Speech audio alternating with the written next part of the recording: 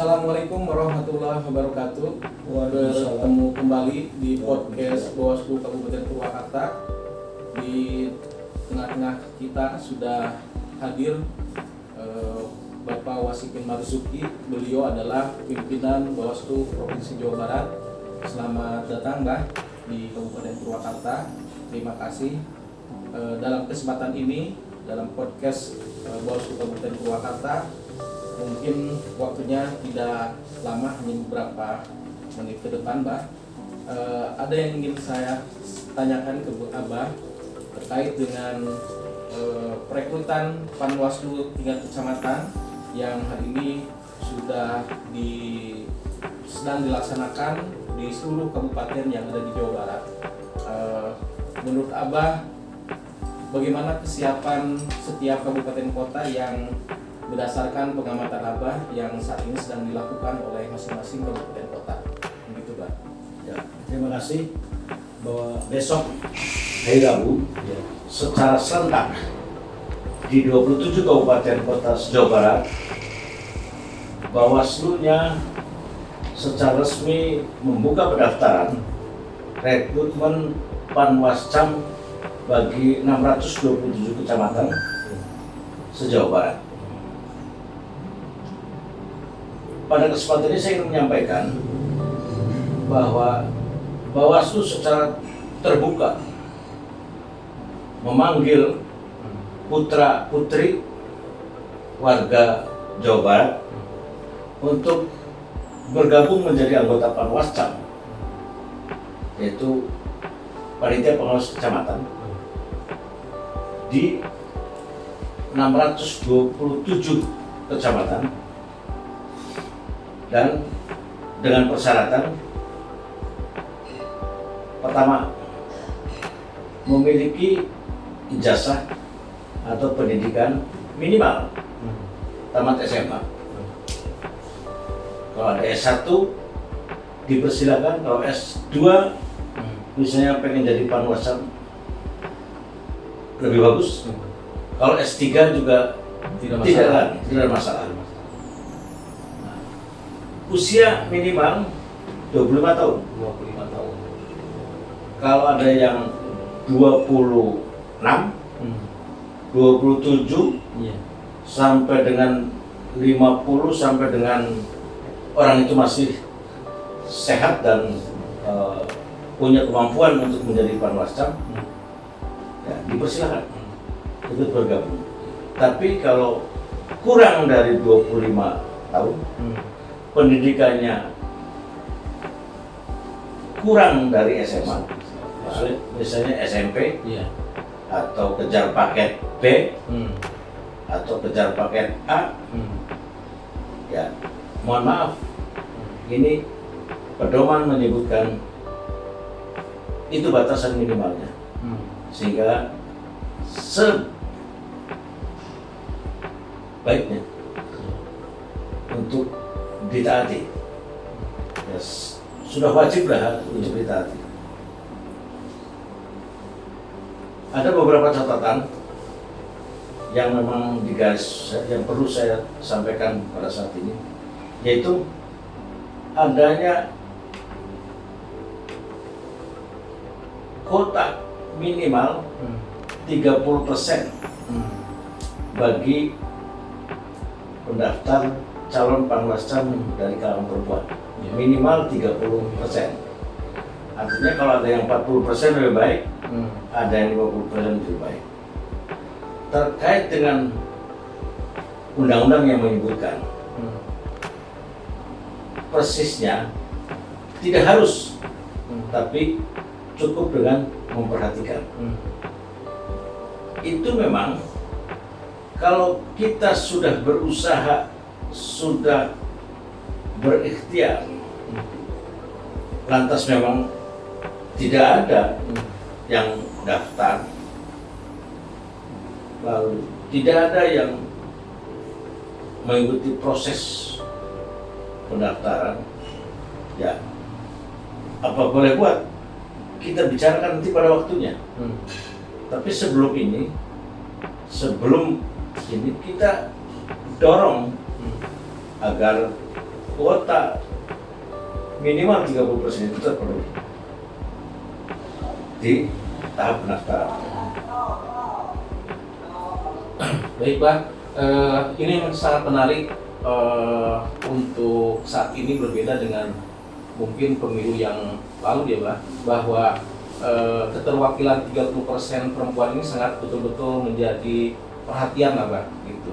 Sehingga tentu ini bagaimana supaya ketika nanti sampai ujung tahapan, yaitu tahapan seleksi untuk wawancara ini, kaum perempuan 30% ini keterwakilan itu bisa mencapai di tahapan itu. Nah, menurut Abah sendiri bagaimana proses pengawalan dari mulai tahapan pendaftaran secara administrasi sampai nanti menuju ke tahap wawancara gitu Pak? Bagaimana untuk pengawalnya?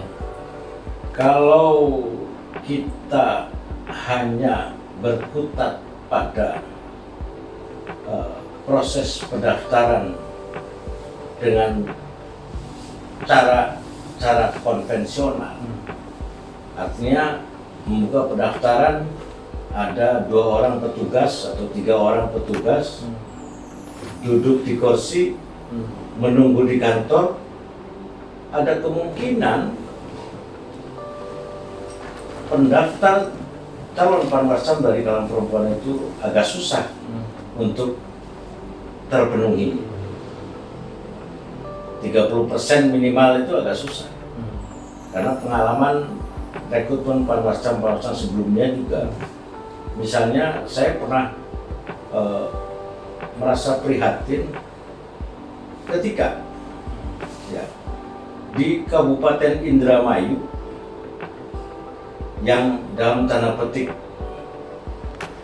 dikenal banyak perempuan yang berprestasi, bahkan sekarang bupatinya juga perempuan.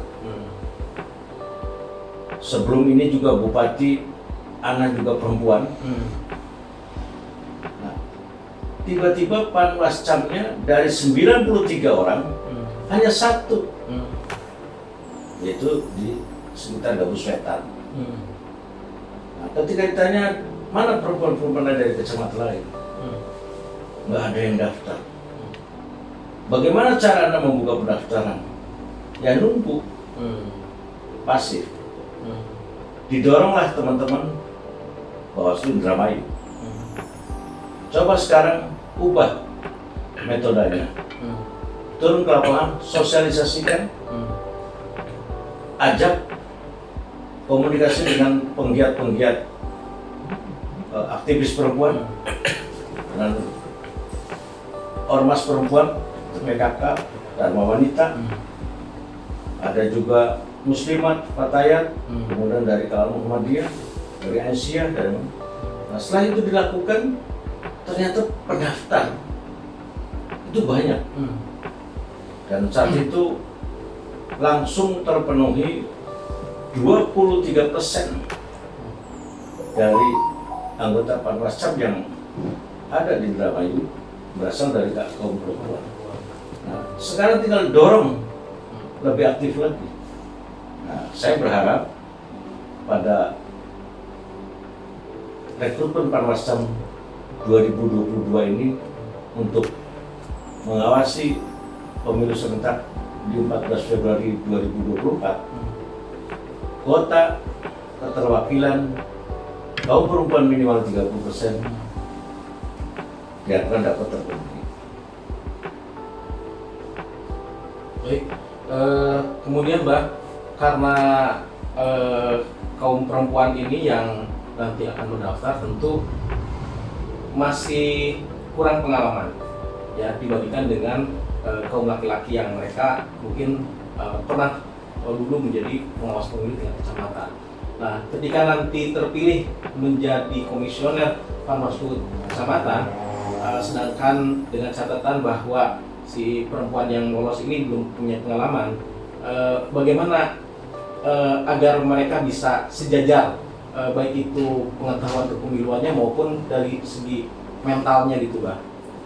Nah, itu memang salah satu kendala kenapa banyak kaum perempuan yang kurang pede ya untuk ikut bergabung menjadi pengawas pemilu, baik di tingkat RI, di tingkat provinsi maupun di tingkat kabupaten kota.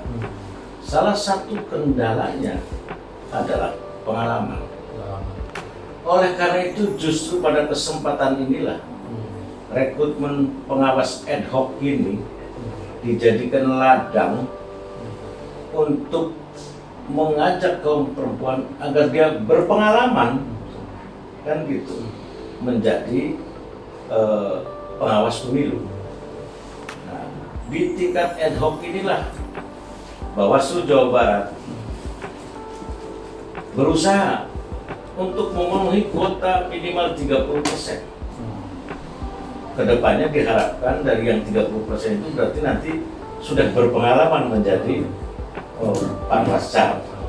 Tidak menutup kemungkinan kedepannya didorong yang mantan-mantan Panwascam dari kalangan perempuan ini untuk mau mendaftar dan pede, ya, percaya diri mendaftar di Bawaslu tingkat kabupaten kota, sehingga ketika pendaftaran Bawaslu kabupaten kota 2023 mendatang itu dibuka, maka pendaftar dari kaum perempuan diharapkan lebih banyak lagi. Paling tidak dari Panwascam atau mantan-mantan Panwascam yang perempuan. Tapi kalau tidak diberi kesempatan dari sekarang, ya sampai kapanpun kita agak susah untuk memenuhi apa yang disebutkan oleh undang-undang, memperhatikan ya 30%, minimal 30% penyelenggara pemilu itu dari kalangan perempuan.